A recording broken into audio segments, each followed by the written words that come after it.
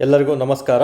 ಹಾಗೆ ಎಲ್ಲರಿಗೂ ಅಬ್ದಿ ಅಕಾಡೆಮಿಗೆ ಸ್ವಾಗತ ಸ್ನೇಹಿತರೆ. ನಾನು ನಿಮ್ಮ ಪುನೀತ್ ರಾಜ್. ಓಕೆ, ಇಂದಿನಿಂದ ನಾವು ಒಂದು ಮೆಂಟಲಿಟಿ ಟಾಪಿಕ್, ಮಾನಸಿಕ ಸಾಮರ್ಥ್ಯದ ಒಂದು ಟಾಪಿಕನ್ನು ನಾವು ತಿಳ್ಕೊಬೇಕಂತ ನಿಮಗೆ ಆಲ್ರೆಡಿ ಒಂದು ಟೆಲಿಗ್ರಾಮಲ್ಲಿ ಅಪ್ಡೇಟ್ ಮಾಡಿದ್ದೆ ಸ್ನೇಹಿತರೆ. ಒಂದು ಮಾನಸಿಕ ಸಾಮರ್ಥ್ಯ ಅಂತ ಬಂದಾಗ ನಮಗೆ ಎಕ್ಸಾಮ್ ದೃಷ್ಟಿಯಿಂದ ತುಂಬಾ ಇಂಪಾರ್ಟೆಂಟ್ ಆಗಿರುವಂತಹ ಒಂದು ಟಾಪಿಕ್ ಆಗಿರುತ್ತೆ. ಯಾಕಂದರೆ ತುಂಬ ಅಭ್ಯರ್ಥಿಗಳು ತುಂಬ ಮ್ಯಾಕ್ಸಿಮಮ್ ಕಾಂಪಿಟೇಟಿವ್ ಫೀಲ್ಡಿಗೆ ಓದ್ತಾ ಇದ್ದಾರೆ. ಅಂದರೆ 80% ಸ್ಟೂಡೆಂಟ್ಸಿಗೆ ಒಂದು ಮೆಂಟಲಿಟಿ ಟಾಪಿಕ್ಕು ತುಂಬ ಕಷ್ಟಕರವಾಗಿರುತ್ತೆ. ಸೊ ಅಂಥ ಅಭ್ಯರ್ಥಿಗಳಿಗೆ, ಅದರಲ್ಲೂ ಎಸ್ಪೆಷಲಿ ಹಳ್ಳಿಲಿ ಕೂತ್ಕೊಂಡು ಓದ್ತಿರುವಂತಹ ಅಭ್ಯರ್ಥಿಗಳು, ಕೇವಲ ಪಿ ಯು ಸಿ ಮಾಡಿ ಒಂದು ಸಿಗೆ ಓದ್ತಾ ಆಗಿರ್ಬೋದು ಅಥವಾ ಡಿಗ್ರಿ ಮಾಡಿ PSCಗೆ ಓದ್ತಿರುವಂಥ ಎಷ್ಟೋ ಜನ ಅಭ್ಯರ್ಥಿಗಳಿಗೆ ಇದು ಕಷ್ಟ ಅಂತ ಹೇಳ್ಬಿಟ್ಟು ನನಗೆ ರೆಗ್ಯುಲರಾಗಿ ಕಳೆದ 6 ತಿಂಗಳಿಂದ ಮೆಸೇಜ್ ಬರ್ತಾಯಿತ್ತು. ಸೊ ಯಾವುದಾದ್ರೂ ಒಂದು ಕಾನ್ಸೆಪ್ಟ್ ವೈಸ್ ದಯವಿಟ್ಟು ಮೆಂಟಲಿಟಿ ಮಾಡಿಕೊಡಿ, ಇದುವರೆಗೆ ಯಾರು ಮಾಡಿಲ್ಲ ಅಂತ. ಸೊ ಹಾಗಾಗಿ ಕಾನ್ಸೆಪ್ಟ್ ವೈಸ್ ಮೆಂಟಲಿಟಿ ಮಾಡಬೇಕು ಅಂತ ಹೇಳ್ಬಿಟ್ಟು ಒಂದು ಪ್ರಯತ್ನ ಮಾಡ್ತಾಯಿದ್ದೀನಿ ಸ್ನೇಹಿತರೆ.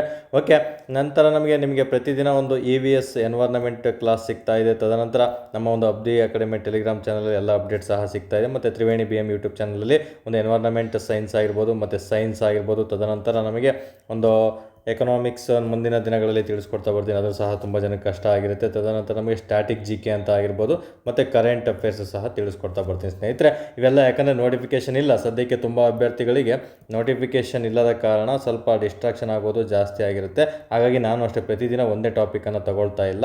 ಸೊ ಪ್ರತಿಯೊಂದು ಟಾಪಿಕ್ 100% ಇವೆಲ್ಲ ಮುಗಿಸ್ಕೊಡ್ತೀನಿ, ಅದ್ರ ಬಗ್ಗೆ ವರಿಬೇಕಿಲ್ಲ. ನೋಟಿಫಿಕೇಷನ್ ಆಗೋದಕ್ಕೆ ಇನ್ನು 2-3 ಮಂತ್ಸ್ ಅಂತೂ ಟೈಮ್ ತೊಗೊಳುತ್ತೆ, ಮಿನಿಮಮ್ 2 ಮಂತ್ಸ್ ಅಂತೂ ತೊಗೊಳುತ್ತೆ. ಸೊ 60 ಡೇಸಲ್ಲಿ ಆಲ್ಮೋಸ್ಟ್ ಎಲ್ಲನೂ ಕಂಪ್ಲೀಟ್ ಮಾಡೋಕ್ಕೆ ನಾನು ನಿಮಗೆ ಟ್ರೈ ಮಾಡ್ತೀನಿ ಸ್ನೇಹಿತರೆ. ಹೋಗ್ತಾ ದಿನಕ್ಕೆ 2 ವಿಡಿಯೋಗಳನ್ನು ಅಪ್ಲೋಡ್ ಮಾಡಲು ನಾನು ಪ್ರಯತ್ನ ಮಾಡ್ತಾ ಬರ್ತೀನಿ. ಸೊ ಬಟ್ ನನಗೆ ಕಾನ್ಸೆಪ್ಟ್ ಇರೋದೇನು, ಯಾರಿಗೆ ಯಾವ subject, history, polity, geography, science, economics ಎಲ್ಲರೂ ಓದ್ಬಿಡ್ತೀರ. ಅದನ್ನು ಬಿಟ್ಟು PSCಗೆ ಯಾವೆಲ್ಲ ಸಬ್ಜೆಕ್ಟ್ ನೀವು ಪರ್ಫೆಕ್ಟ್ ಆಗಿರಬೇಕು, ಏನೆಲ್ಲ ಓದಬೇಕಂತ ನಾನು ನಿಮಗಿಲ್ಲಿ ಮಾರ್ಗದರ್ಶನವನ್ನು ನೀಡ್ತಾ ಬರ್ತೀನಿ ಸ್ನೇಹಿತರೆ. ಯಾರೆಲ್ಲ ಹೊಸದಾಗಿ ವಿಡಿಯೋ ನೋಡ್ತಾ ಇದ್ದೀರಾ, ನಮ್ಮ ಇವೆಲ್ಲ ಕ್ಲಾಸಸ್ಸು ಸಹ ಪ್ಲೇಲಿಸ್ಟಲ್ಲಿದೆ ತ್ರಿವೇಣಿ BM ಯೂಟ್ಯೂಬ್ ಚಾನಲಲ್ಲಿ, ಅದನ್ನು ನೋಡ್ತಾ ಬರ್ಬೋದು. ಮತ್ತು ನಮ್ಮ ಟೆಲಿಗ್ರಾಮ್ ಚಾನಲ್ಗೆ ನೀವು ಜಾಯ್ನ್ ಆಗಿಲ್ಲ ಅಂದರೆ ಅಬ್ದಿ ಅಕಾಡೆಮಿ ಅಂತ ಸರ್ಚ್ ಮಾಡಿದರೆ ಚಾನಲ್ ಸಿಗುತ್ತೆ ಸ್ನೇಹಿತರೆ. 30,000ಕ್ಕೂ ಅಧಿಕ ಒಂದು ಸ್ಟೂಡೆಂಟ್ಸ್ಗಳನ್ನು ಒಳಗೊಂಡಿರುವಂತಹ ಒಂದು ಸಣ್ಣ ಟೆಲಿಗ್ರಾಮ್ ಚಾನಲ್ ಆಗಿರುತ್ತೆ. ನಂತರ ನಮಗೆ 8618631540 ಈ ಸರ್ಚಲ್ಲಿ ಏನಾದರೂ ನಿಮಗೆ ಸಿಕ್ಕಿಲ್ಲ ಅಂದರೆ ಈ ನಂಬರ್ಗೆ ವಾಟ್ಸಪ್ ಅಥವಾ ಕಾಲ್ ಅಥವಾ ಟೆಲಿಗ್ರಾಮ್ ಮೆಸೇಜ್ ಮಾಡೋದ್ರ ಮೂಲಕ ಲಿಂಕ್ ಕಳಿಸಿ ಅಂತ ಹೇಳಿದರೆ ನಾನು ಕಳಿಸ್ಕೊಡ್ತಾ ಬರ್ತೀನಿ ಸ್ನೇಹಿತರೆ. ಓಕೆ, ಯಾವುದೇ ಒಂದು ಕಾನ್ಸೆಪ್ಟನ್ನು ತೊಗೊಂಡಾಗ ನಾನು ಅದರದ್ದು ಒಂದು ಮಹತ್ವ ಹೇಳಬೇಕು. ಯಾಕಂದರೆ ಒಂದು ಈಗ ರೀಸನಿಂಗು ಅಂತ ಬರುತ್ತೆ, ಈ ಒಂದು ಮಾನಸಿಕ ಸಾಮರ್ಥ್ಯ ಅಂತ ಬಂದಾಗ ನಮಗೆ ಇದರಲ್ಲಿ 3 ವೆರೈಟಿ ಆದಂತಹ ಪ್ರಶ್ನೆಗಳನ್ನು ನಿಮಗೆ ಕೇಳಲಾಗ್ತದೆ. ಯಾಕಂದರೆ ಡೈರೆಕ್ಟ್ ನಾನು ಟಾಪಿಕ್ಕಿಗೆ ಹೋದರೆ ನಿಮ್ಗೆ ಯಾರಿಗೂ ಅರ್ಥ ಆಗಲ್ಲ ಸ್ನೇಹಿತರೆ. ಮಾನಸಿಕ ಸಾಮರ್ಥ್ಯ ಅನ್ನೋದು, ನಮಗೆ ಮೆಂಟಲಿಟಿ ಅನ್ನೋದು ಒಂದು ಕಾಂಪಿಟೇಟಿವ್ ಫೀಲ್ಡಲ್ಲಿ ಒಂದು ಸಬ್ಜೆಕ್ಟ್ ಆಗಿರುತ್ತೆ, ತುಂಬಾ ಇಂಪಾರ್ಟೆಂಟ್ ಆಗಿರುವಂತಹ ಒಂದು ಸಬ್ಜೆಕ್ಟ್ ಆಗಿರುತ್ತೆ. ತುಂಬ ಅಭ್ಯರ್ಥಿಗಳು ಮಿಸ್ ಮಾಡುವಂತಹ ಒಂದು ಸಬ್ಜೆಕ್ಟು ಸಹ ಆಗಿರುತ್ತೆ. ತುಂಬ ಅಭ್ಯರ್ಥಿಗಳಿಗೆ ಈಸಿಯಾಗಿ ಎಕ್ಸಾಮ್ ಕ್ರ್ಯಾಕ್ ಮಾಡುವಂತಹ ಒಂದು ಟಾಪಿಕ್ಕು ಸಹ ಇದಾಗಿರುತ್ತೆ. ಸ್ವಲ್ಪ ಜನಕ್ಕಿದು ಪಾಸಿಟಿವ್ ಆಗಿರುತ್ತೆ, ಸ್ವಲ್ಪ ಜನಕ್ಕಿದು ನೆಗೆಟಿವ್ ಆಗಿರುತ್ತೆ. ಬಟ್ ನಾವೆರಡನ್ನು ಸೇರಿಸ್ಕೊಂಡು ನಾವು ಆಲ್ಮೋಸ್ಟ್ ಪಾಸಿಟಿವ್ ಆಗಿ ಇರೋಕ್ಕೆ ಟ್ರೈ ಮಾಡೋಣ ಸ್ನೇಹಿತರೆ. ಆದಷ್ಟು ಎಷ್ಟಾಗುತ್ತೋ ಅಷ್ಟು ತುಂಬ ಸುಲಭವಾಗಿ ಮನೇಲೇ ಕೂತ್ಕೊಂಡು ಯಾವ ರೀತಿ ನೀವು ಮೆಂಟಲಿಟಿ ಪರ್ಫೆಕ್ಟ್ ಆಗಬೇಕಂತ ನಾನು ತಿಳಿಸ್ಕೊಡೋಕ್ಕೆ ಪ್ರಯತ್ನ ಮಾಡ್ತೀನಿ. ಓಕೆ, ನಾನು ಸಹ ಫಸ್ಟ್ ಟೈಮ್ ಈ ಮೆಂಟಲಿಟಿ ಕ್ಲಾಸನ್ನು ಮಾಡ್ತಾ ಇರೋದು. ಸೊ ನಾನು ಸಹ ನಿಮಗೆ ಪ್ರತಿಯೊಂದು ಚಿಕ್ಕ ಚಿಕ್ಕ ಅಂಶಗಳನ್ನು ಸಹ ತಿಳ್ಕೊಂಬಿಟ್ಟು ಇಲ್ಲಿ ಎಕ್ಸ್ಪ್ಲೈನ್ ಮಾಡ್ತೀನಿ. ಹಾಗಾಗಿ ಅದು ನಿಮಗೆ ಉಪಯುಕ್ತವಾಗುತ್ತೆ ಅಂತ ಭಾವಿಸಿದ್ದೀನಿ ಸ್ನೇಹಿತರೆ. ಓಕೆ, ನಂತರ ಬಂದಾಗ ನಮಗೆ ಒಂದು ರೀಸನಿಂಗ್ ಅಂತ ಬಂದಾಗ ನೋಡಿ, ಮೆಂಟಲಿಟಿ ಅಂತ ಬಂದಾಗ 3 ರೀತಿ ನಾವು ಡಿವೈಡ್ ಮಾಡ್ಕೋಬೇಕಾಗುತ್ತೆ. ಒಂದು ರೀಸನಿಂಗ್ ಅಂತ ಬರುತ್ತೆ. ರೀಸನಿಂಗ್ ಅಂತ ಬಂದಾಗ ನಮಗೆ ತುಂಬ ಸುಲಭವಾಗಿ ಅಂಕಗಳನ್ನು ಗಳಿಸುವಂತಹ ಒಂದು ಟಾಪಿಕ್ ಆಗಿರುತ್ತೆ. ಅಂತ ದಡ್ಡನಿಗೂ ಸಹ ಇಲ್ಲಿ ಅಂಕಗಳು ಬರಲೇಬೇಕಾಗುತ್ತೆ ಸ್ನೇಹಿತರೆ. ತುಂಬ ವೀಕ್ ಇರೋರು, ಮೆಂಟಲಿಟಿ ನನ್ನ ಕೈಲಿ ಆಗೋದೇ ಇಲ್ಲ ಸರ್ ಅನ್ನೋರು ಇದರಲ್ಲಿ ಸ್ಟ್ರಾಂಗ್ ಇರಬೇಕಾಗುತ್ತೆ ನೀವು. ಏನು ಫಾರ್ ಎಕ್ಸಾಂಪಲ್ ರೀಸನಿಂಗ್ ಅಂದರೆ ಯಾವೆಲ್ಲ ಬರ್ತವೆ, ಒಂದು ಸರಣಿಗಳು ಅಂತ ಬರ್ತಾವಲ್ಲ, ಈ ನಂಬರ್ ಸೀರೀಸ್ ಅಂತ ಅವುಗಳಾಗಿರ್ಬೋದು.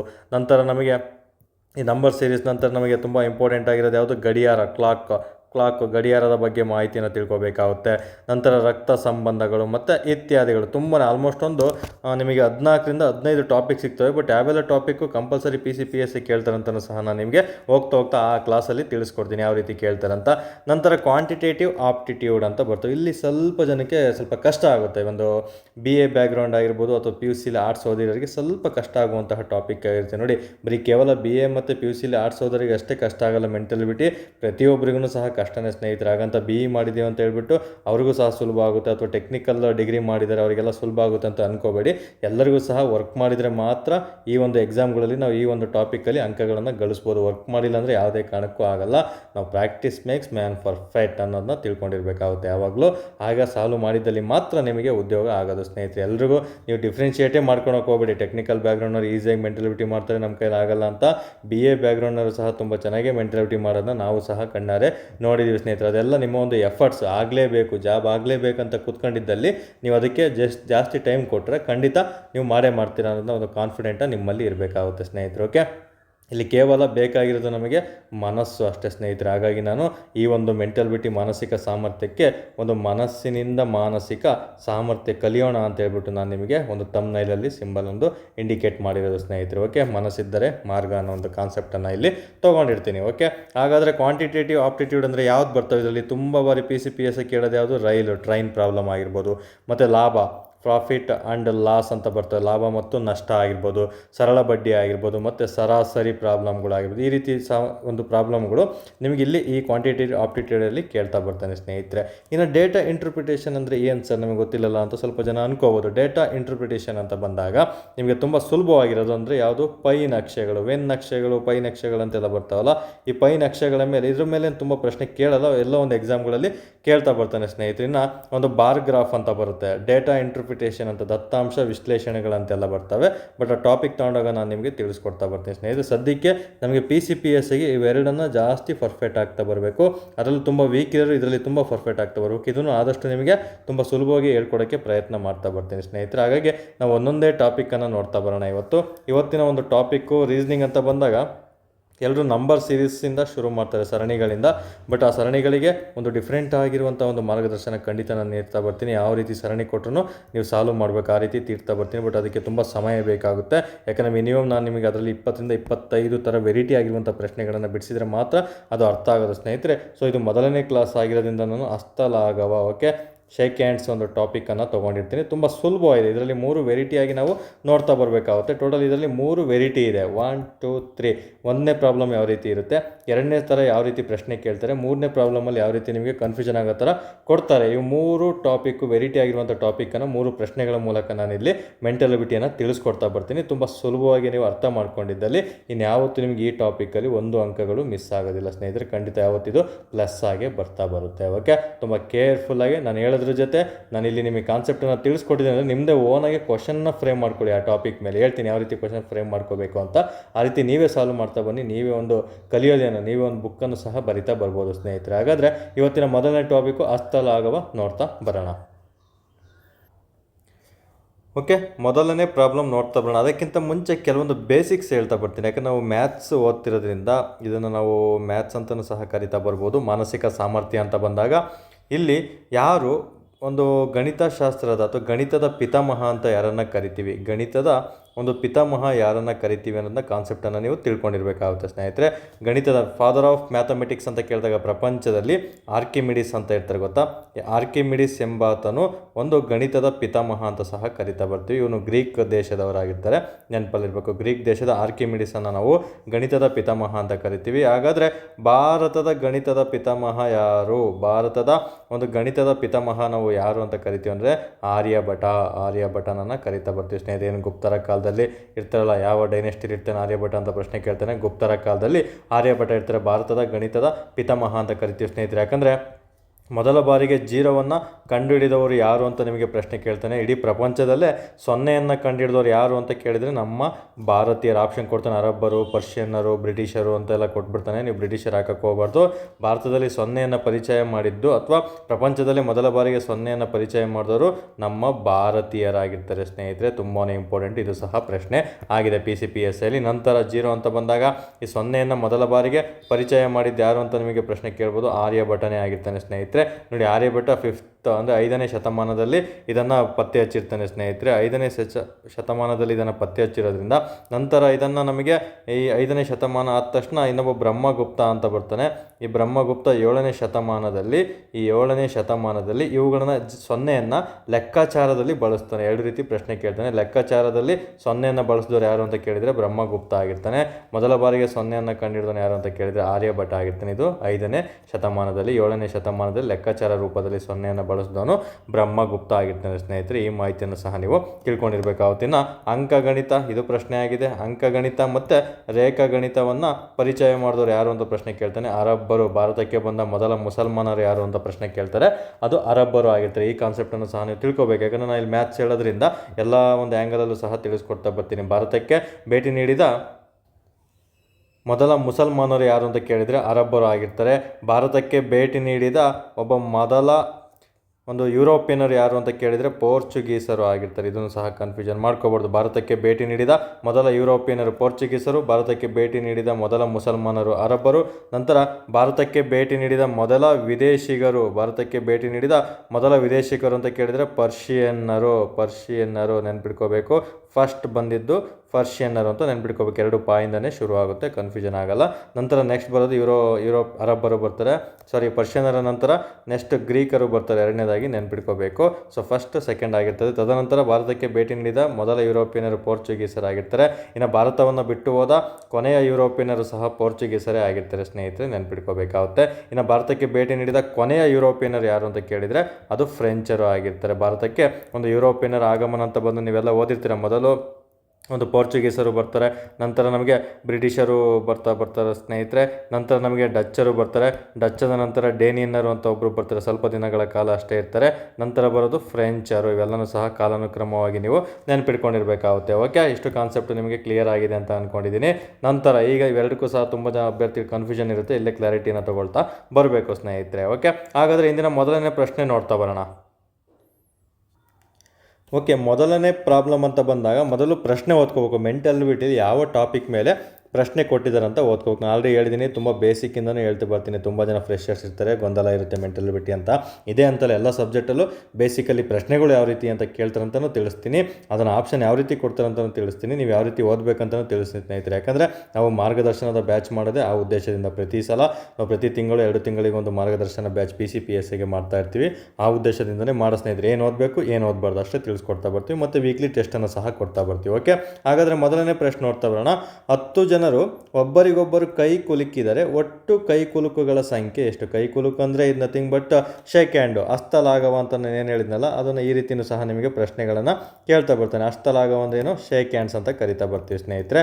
ಹಾಗಾದರೆ ಅವರು ಯಾವ ರೀತಿ ಆದರೂ ಕೊಡಲಿ, ಹಸ್ತಲಾಘವ ಆದರೂ ಕೊಡಲಿ, ಶೇಕ್ ಹ್ಯಾಂಡ್ಸ್ ಆದರೂ ಕೊಡಲಿ, ಕೈ ಕುಲುಕು ಆದರೂ ಕೊಡಲಿ, ತುಂಬ ಸಿಂಪಲಾಗಿ ಇದರಲ್ಲಿ ಒಂದು ಅಂಕಗಳನ್ನು ನಾವು ಗಳಿಸ್ತಾ ಬರ್ಬೋದು. ಇಂಥ ಟಾಪಿಕನ್ನು ಯಾವುದೇ ಕಾರಣಕ್ಕೂ ನೀವು ಮಿಸ್ ಮಾಡಬಾರ್ದು. ತುಂಬ ಯಾರು ವೀಕ್ ಇದ್ದೀರಾ ಅವ್ರು ಯಾವುದೇ ಕಾರಣಕ್ಕೂ ಇಂಥ ಟಾಪಿಕನ್ನು ಮಿಸ್ ಮಾಡ್ತಾ ಬರ್ಬೋದು ಸ್ನೇಹಿತರೆ. ಓಕೆ, ನಂತರ 10 ಜನರು ಒಬ್ಬರಿಗೊಬ್ಬರು ಕೈ ಕುಲುಕಿದ್ದಾರೆ. ಯಾವ ರೀತಿ? ನಿಮಗೆ ಇಲ್ಲಿ ಕಾನ್ಸೆಪ್ಟ್ ಏನು ತಿಳ್ಕೊಬಿಟ್ಟಿದ್ರಲ್ಲಿ. ಕಾನ್ಸೆಪ್ಟ್ ತಿಳ್ಕೊಳಕ್ಕೆ ಹೋದರೆ ಫಾರ್ ಎಕ್ಸಾಂಪಲ್ ಕೆಲವೊಬ್ಬರು ಹೇಳ್ತಾರೆ A ಮತ್ತು B ಇಬ್ಬರು ಇದ್ದಾರೆ, ಇವರಿಬ್ಬರು ನಡುವೆ ಎಷ್ಟು ಕೈ ಕುಲುಕುಗಳಾಗ್ತವೆ ಅಂತೆಲ್ಲ ಪ್ರಶ್ನೆಯನ್ನು ಕೇಳ್ತಾರೆ. ಹಸ್ತಲಾಘವಗಳ ಸಂಖ್ಯೆ ಇಬ್ಬರೇ ಇರೋದ್ರಿಂದ ಒಂದೇ ಬಾರಿನೇ ಕೈ ಕುಲುಕೋದಕ್ಕಾಗದಂತೆಲ್ಲ ಪ್ರಶ್ನೆ ಹೇಳ್ತಾರೆ. ಇನ್ನು ನಮಗೆ ABC ಅಂತ ಬರುತ್ತೆ. ABC ಅಂತ ಬಂದಾಗ ನಮಗೆ 3 ಜನ ಇದ್ದಾರೆ, ಎಷ್ಟು ಕೈ ಕುಲುಕುಗಳ ಸಂಖ್ಯೆ ಆಗುತ್ತೆ ಅಂತ ಪ್ರಶ್ನೆಯನ್ನು ನಿಮಗೆ ಕೇಳ್ತಾರೆ. ಅದರ ಸಂಖ್ಯೆ ಕೇವಲ 3 ಜನ ಇರೋದ್ರಿಂದ 3 ಬಾರಿ ಅಷ್ಟೇ ಆಗುತ್ತೆ. ಈ ರೀತಿ ಎಲ್ಲ ಹೇಳ್ತಾರೆ. ಬಟ್ ಇದೆಲ್ಲ ಈ ರೀತಿ ಕಾನ್ಸೆಪ್ಟ್ ನೀವು ಬಿಡಿಸ್ತಾ ಹೋಗ್ತೀನಿ ಅಂದರೆ ಇಲ್ಲಿ ವರ್ಕೌಟ್ ಆಗಲ್ಲ ಸ್ನೇಹಿತರೆ. ನಾವು ಇದನ್ನು ತುಂಬ ಸರಳವಾಗಿ 2 ವೇಲಿ ಹೇಳ್ಕೊಡ್ತೀನಿ ನಿಮಗೆ. ಆ 2 ವೇ ನಿಮ್ಗೆ ಯಾವ್ದು ಅಡ್ಜಸ್ಟ್ ಆಗುತ್ತೋ ಅದನ್ನು ಫಾಲೋ ಅಪ್ ಮಾಡ್ತಾ ಬರಬೇಕಾಗುತ್ತೆ. ಓಕೆ, ಮೊದಲನೇ ವೇ ನೋಡ್ತಾ ಬರೋಣ. ಈಗ ಮೊದಲನೇ ವೇ ಅಂತ ಬಂದಾಗ ಎಲ್ಲರೂ ಹೇಳ್ಕೊಡ್ತಾರಲ್ಲ, ಏನು? ಫಾರ್ಮುಲಾದ ಮುಖಾಂತರ, ಒಂದು ಸೂತ್ರ, ಕನ್ನಡದಲ್ಲಿ ಸೂತ್ರ ಅಂತ ಹೇಳ್ತೀನಿ. ನೀವು ಆದಷ್ಟು ಎಲ್ಲ ಇಂಗ್ಲೀಷಲ್ಲೇ ನೆನ್ಪಿಟ್ಕೋಬೇಕು ಆರ್ಟ್ಸ್ ಹುಡುಗರು. ಓಕೆ, ಸೂತ್ರ ಅಂತ ಬಂದಾಗ, ಒಂದು ಫಾರ್ಮುಲಾ ಅಂತ ಬಂದಾಗ ಈ ರೀತಿ N ಅಂತ ಬರ್ಕೊಳ್ಳಿ, ಅದ್ರ ಪಕ್ಕದಲ್ಲೇ ಮತ್ತೆ ಇನ್ನೊಂದು N ಬರುತ್ತೆ ಅಂತ ಹಾಕ್ಕೊಂಡು -1 ಅಂತ ನೀವು ಹಾಕ್ಕೊಳ್ತಾ ಬರಬೇಕು ಸ್ನೇಹಿತರೆ. ಯಾಕಂದರೆ ಈ ಫಾರ್ಮುಲಾ ನಿಮಗೆ ನೆನಪೇ ಬಂದಿಲ್ಲ ಅಂದರೆ ನಿಮಗೆ ಎಕ್ಸಾಮಲ್ಲಿ ತುಂಬ ಕಷ್ಟ ಆಗ್ತಾ ಬರುತ್ತೆ. ಈ ಫಾರ್ಮುಲಾ ಕಡ್ಡಾಯವಾಗಿ ಹಸ್ತಲಾಘವ ಅಂತ ಬಂದಾಗ ನೀವು ನೆನಪಲ್ಲಿ ಇಟ್ಕೊಂಡಿರಲೇಬೇಕಾಗುತ್ತೆ. ಓಕೆ, ತುಂಬ ಸಿಂಪಲ್. N ಅನ್ನೋದು ನೆನಪಿಟ್ಕೊಂಡ್ರೆ ಸಾಕಪ್ಪ. ಏನೀಗ ಓದ್ತಿದ್ದೀರಾ, ನಂಬರ್ಸ್ ಬಗ್ಗೆ ತಿಳ್ಕೊಬೇಕು ಅಂತ ತಿಳ್ಕೊಳ್ಳಿ. N ಅಂತ ಈ ಫಾರ್ಮುಲಾ ನೆನಪಿಟ್ಕೊಂಡು ಕೊಟ್ಟರೆ ಕೇಳ್ತೀನಿ, ನಿಮಗೆ ತೊಂದರೆ ಇಲ್ಲ.